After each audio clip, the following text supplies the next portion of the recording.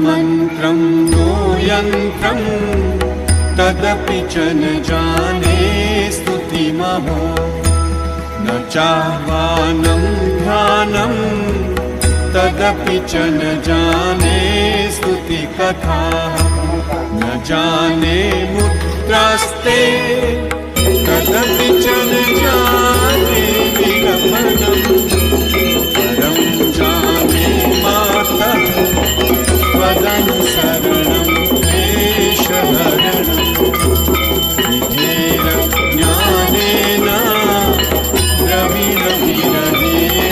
द्रविणविरहेणालसतया विधेया शक्यत्वात् तव चरणयोर्याच्युतिरतु तदेतत्क्षन्तव्यं